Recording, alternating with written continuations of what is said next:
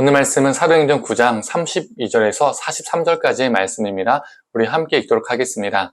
그때 베드로가 사방으로 두루 다니다가 룻다에 사는 성도들에게도 내려갔더니 거기서 애니아라 하는 사람을 만나매 그는 중풍병으로 침상 위에 누운 지 8해라. 베드로가 이르되 애니아야, 예수 그리스도께서 너를 낫게 하시니 일어나 네 자리를 정돈하라 한데 곧 일어나니 룻다와 사론에 사는 사람들이 다 그를 보고 주께로 돌아오니라. 욥바에 다비다라는 여제자가 있으니 그 이름을 번역하면 도르가라. 선행과 구제하는 일이 심히 많더니 그때 병들어 죽음에 시체를 씻어 다락에 놓이니라. 룻다가 욥바에서 가까운지라. 제자들이 베드로가 거기 있음을 듣고 두 사람을 보내어 지체 말고 와달라고 간청하여 베드로가 일어나 그들과 함께 가서 이르매 그들이 데리고 다락방에 올라가니 모든 과부가 베드로 곁에 서서 울며 도르가가 그들과 함께 있을 때에 지은 속옷과 겉옷을 다 내보이거늘 베드로가 사람을 다 내보내고 무릎을 꿇고 기도하고 돌이켜 시체를 향하여 이르되 다비다야 일어나라 하니 그가 눈을 떠 베드로를 보고 일어나 앉는지라. 베드로가 손을 내밀어 일으키고 성도들과 과부들을 불러들여 그가 살아난 것을 보이니 온 욥바 사람이 알고 많은 사람이 주를 믿더라. 베드로가 욥바에 여러 날에 있어 시몬이라는 무두장의 집에서 머무니라. 아멘. 아침 묵상을 들으시는 모든 성도님들에게 하나님의 은혜가 있기를 간절히 소망합니다. 제자는 스승을 닮아가는 사람이죠. 스승의 말투와 행동을 하나하나 따라하며 점점 스승과 비슷해져 가는 겁니다. 베드로 역시 스승이신 예수님을 닮아가고 있었습니다. 물론 베드로는 허물도 많고 예수님이 가지고 있는 엄청난 능력도 없었습니다.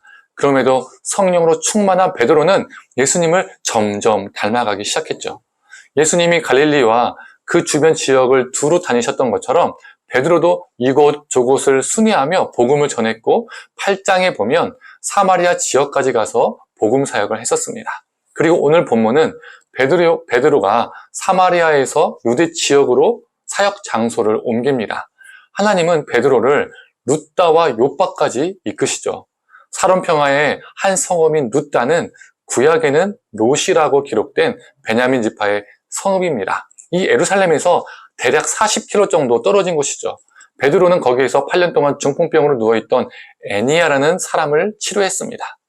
그리고 그 후에 욥바에 살던 다비다라는 여저제가 죽었을 때 욥바의 성도들은 다비다를 장사 지내는 대신에 가까운 룻다에 있던 베드로를 와주기를 청합니다.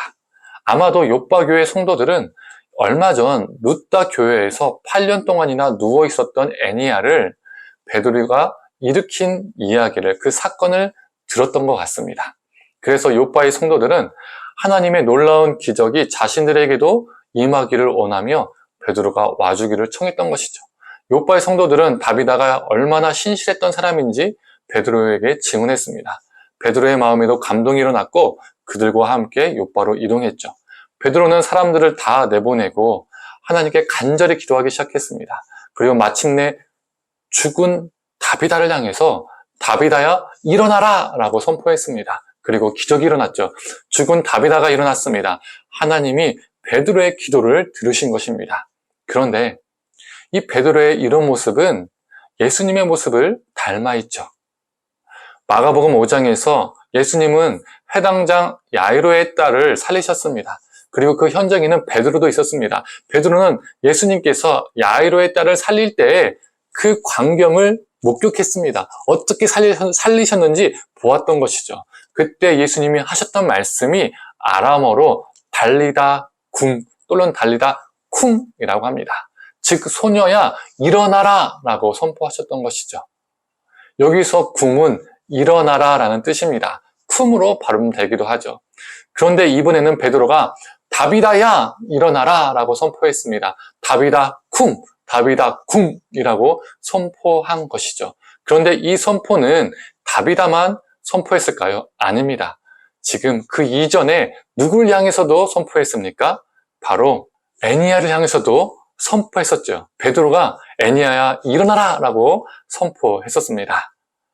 이 사건들은 예수님의 사건과 차이는 분명히 있습니다. 예수님은 자신의 능력으로 소년을 살린 반면 베드로는 기도한 후에 예수님의 능력을 힘입어서 그들을 다비다를 살렸습니다. 베드로는 예수님의 능력을 의지하며 선포했습니다. 이처럼 베드로는 예수님을 복사하는, 닮아가는, 따라가는 제자였습니다. 예수님처럼 여러 곳에 다니며 복음을 전했고 예수님처럼 아픈 자를, 죽은 자를 치유하고 일으켜 세웠습니다. 2000여 년이 지난 지금을 살아가고 있는 우리도 예수님의 제자이죠. 우리도 예수님의 삶을 복사하고 닮아가고 따라가는 존재들입니다. 베드로가 예수님의 행적을 닮아갔던 것처럼 우리도 예수님의 삶을 닮아가야 합니다.